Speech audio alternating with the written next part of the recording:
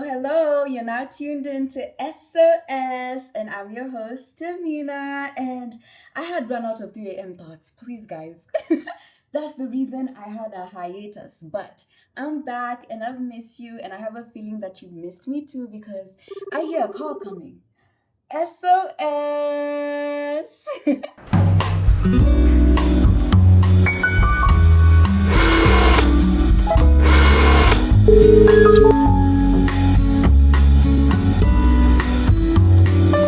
Today's SOS, an anonymous SOS, reads how to deal with the inherent belief that everyone is better than me and I'll never be as confident or as successful or build a life and then it cuts off there. And I'm glad it cuts off there because I feel like we all need to come together and rewire our minds, okay? Because I know I felt like that.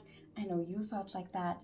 I know we've all felt like that at one point in our lives. And I was thinking about it and I was like, why do we feel like that? It's like, why do we all feel like we're sometimes not good enough, not smart enough, not beautiful enough, not confident enough? Why do we sometimes feel that?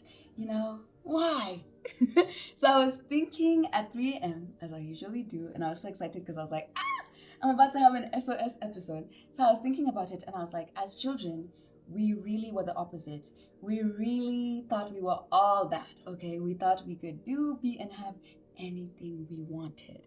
The possibilities were limitless. Okay, our imagination was wild. Our imagination was free. Our imagination was so big and so amazing and so hopeful. We really thought we could be whatever we wanted to be. Because I remember I literally thought I was Cinderella. I literally thought I was Cinderella, okay? I was like, you need to call me Tamina Cinderella Semo. Clock it. And I informed my entire family of my name change. And I was very serious, okay? I also thought I was the Kenyan African Hannah Montana. And you couldn't tell me anything. You really couldn't tell me anything. When Shakira dropped Hips Don't Lie, I was a belly dancer. I was in the mirror like, oh, tonight, you know what, hips don't lie. I was hitting it. I was like, I'm going to be a belly dancer when I grow up, okay? And nobody could tell me anything. I was so serious. And we all had this. We thought we could be, do, and have whatever we wanted to be. Astronaut, lawyer, engineer. Meanwhile, astronaut, you're in Kenya. I don't know if we've ever launched anybody into the moon. But yeah, we were like, yeah, I want to be an astronaut. I want to be a superhero. I want to be Spider-Man. I want to be Superman. We were like, I want to be Ben 10. And it was like nobody could tell you literally anything. So I was like, how did we go from that to this? Okay, how did we go to how we were in childhood to who we are in adulthood? People who don't believe in themselves, we don't think we're good enough, we don't think we're smart enough, we don't think we're confident enough, we don't think we have what it takes to achieve our dreams and our dream life. And the answer was reality. The answer I came up with at 3 a.m. was reality. I was like, reality really comes at you fast as a grown up, okay? Reality comes at you so fast because I can tell you, you never thought you were not good enough, you never thought you were not smart enough. This was not an original thought of yours. Somebody told you that. Somebody told you you were not smart enough. Somebody told you you were not good enough. Somebody told you you're not beautiful enough. Somebody told you this, or reality told you this. Maybe you tried something and the feedback you got was like, no, you cannot do this. Maybe your grades were not matching up to the career you wanted, right? Maybe your money was not matching up to your dreams. And it's like maybe your upbringing was just not matching up to your dreams. And so reality comes at you so fast that it completely destroys your imagination. And I feel like we need to bring it back. Bring back imagination. Okay, bring back imagination. There's a reason that imagination is one of the 12 powers of a human being. There's a reason our imagination is one of the 12 powers of the mind.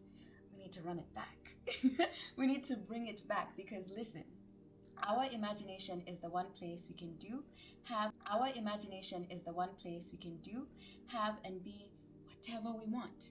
Our imagination is the one place we make the rules. Our imagination is completely limitless. There are no rules and there are no limits. So now, why would we choose to be losers in our imagination? Quickly, somebody tell me, why would we choose to be losers in our imagination? I don't even think there's a good reason, because in our imagination, it's not reality. You can do, have, and be whatever you want. You make the rules. It's your imagination. It's not real. So why would we choose to be losers in our imagination? Why would we choose to think of ourselves as small? Why would we choose to shrink ourselves? I feel like we need to flip it. Our imagination is the one place we should be as delusional as possible. As possible. If you feel like this is delusional, add a little bit more. Add a little bit more delusion. That's the one place you should think of yourself as all that, and then add a little bit more. It's the one place you should think you can do, have, and be whatever you want to be. It's the one place you should think of yourself as big, as amazing, as limitless. Your imagination should be your safe space from reality. Clock it. Your imagination should be your safe space from reality, because when reality is that harsh, right? The economy is that harsh. Everything is just going wrong in reality. What's your safe space? And you can't tell me social media, because on social media is where you go to consume other people's lives more than you consume your own. You can tell me everything about Nicolandria, Huda Nation, okay? You have several thoughts about all this. And don't get me wrong, me too. But it's like, you consume other people's lives more than you do your own life. If I asked you questions about all these things, you would tell me. But then if I ask you a question about your own life, you can't tell me anything. So let's bring back imagination. And how do we do this? How do we go back to that childlike imagination? How do we go back to that childlike hope, that childlike confidence, that childlike hope that all your dreams can come true? How do we do that? How do we get back our imagination as adults who reality just crushed us? So I used to do an exercise when I was a teenager after reading The Secret, okay? And it was a visualization exercise. And I want us to bring back this exercise because I feel like that's what's going to build up our imagination. So the exercise is really simple. So every night and every morning, so let's start with night. At night, after a long day, let's say you've had a long day, or your day was mid, or your day was really bad, or your day was really good, you're going to sit back in your bed and imagine the day how you would have wanted it to go, down to the very small details. Every change you would have made to the day, you're going to visualize it. You're going to imagine it. So you're going to imagine your ideal day according to you. Everything you would change, all the details you would include, and just how everything would go for it to be your ideal day. You're also going to do this in the morning. When you wake up, you're going to imagine how you would want your ideal day to go. How I would want this Tuesday to go. How I would want this Monday to go. Down to the little details. You're going to do this every single morning and every single night to bring back that power of imagination, because your mind is so powerful. Everything started in somebody's mind before it became reality. Think of all the ideas. Everything started in somebody's mind before it became a reality. We're not imagining anymore. We're not daydreaming anymore because, reality has crushed us. Reality, the economy, it has made us just think of reality and then doom scroll to distract ourselves and then go to bed and then rinse and repeat. And I feel like we need to bring back imagination. We need to bring it back today. And this is exactly how we'll do it. So every morning, every night, you need to do the visualization exercise of just imagining your day exactly how you'd like it to go. Even at the end of the month, again, imagine exactly how you would have wanted your entire month to go. Do you want surprise gifts? Do you want surprise money in your bank account? What amount of money do you want in your bank account? How would you want your day to go? What time would you want to wake up? How would you want people to talk to you? How would you feel during your day? You need to go to the teeny tiny details and then just imagine and visualize all that and feel all the feelings too, right? So if you get like money, how would you feel? If your account read this amount, how would you feel? Maybe somebody paid you early. Maybe you got an interesting job. Maybe you were accepted into your dream school. Maybe you got your dream job. Maybe you got to speak at an event you've been wanting to speak in. Maybe you got your dream brand deal. How would you want your ideal month to go? How would you want your ideal day to go? So the reason we do it every morning and every night is because you already experienced the day at the end of the night. One good thing though is usually at the end of the day has to end. Even a bad day, okay, the day has to end. So at the end of the day, when you've already experienced the day, how would you change your experience? And at the start of the day, how would you want your experience to go? And at the end of the month, how would you have wanted your month to go?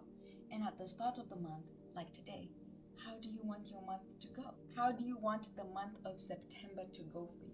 How do you want the month of September to feel for you? And instead of just like writing it down, I want you to visualize it. I want you to imagine it. Feel all the emotions, feel all the feelings. We're going to do this together. I know I'm saying I want you, but I'm speaking to myself. Like, I usually go and watch back the videos and be like, I need to do this. So I'm speaking to you, I'm speaking to me, I'm speaking to all of us. We're no longer being losers in our imagination. That's cancelled. Okay, we're no longer doing that. Please. We're going to win in our imagination. We're going to be hopeful in our imagination. We're going to be all that. Whenever somebody asks you, oh, you think you're all that, you're going to be like, yeah, yes. And what about it? And what about it? It's like, who told you that? Who told you you're all that? Me. Just me.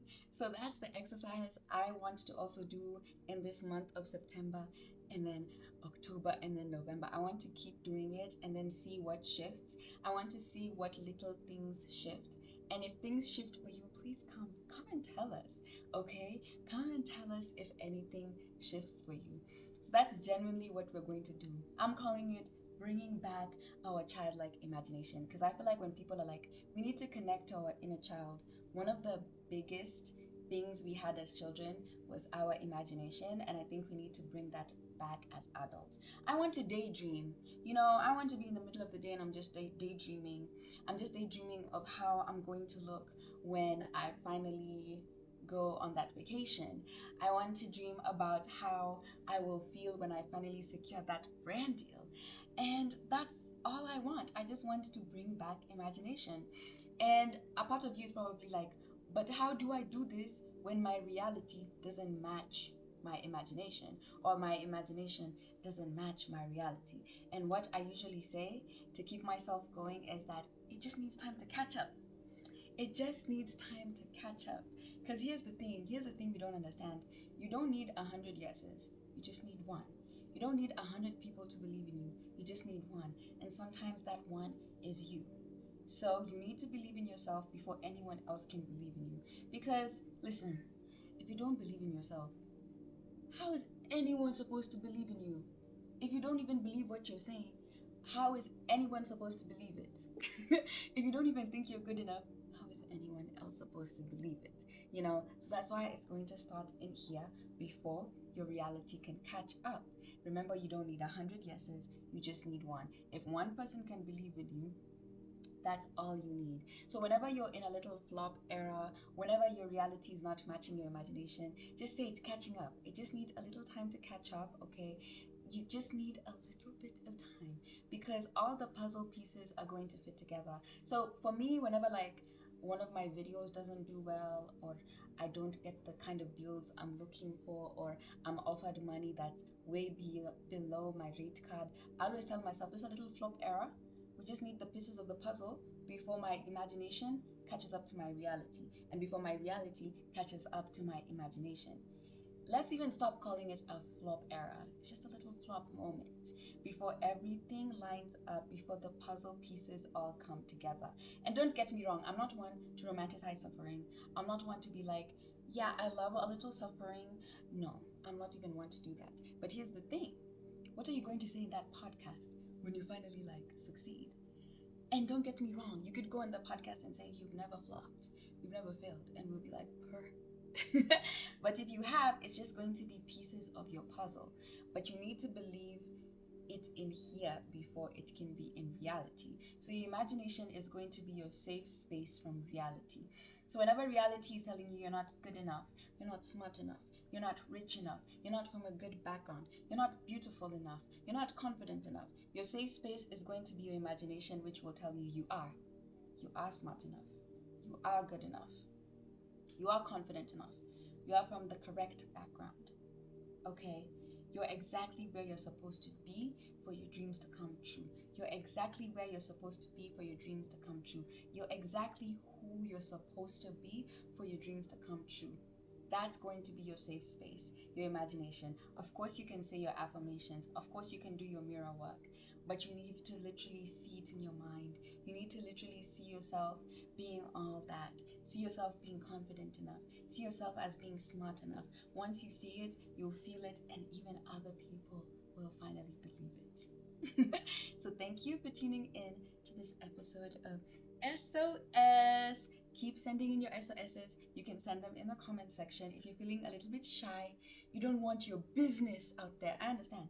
You can DM me, and I'll always put a question box at the start of the month for your SOSs so you can send them in. I'll always keep your secrets. Like, don't worry, everything will always be anonymous on here. So send your SOSs so we can talk about them in other episodes. I'm so excited to be back to my podcast. Thank you for tuning in to this episode of SOS. I'll see you in the next one. Bye.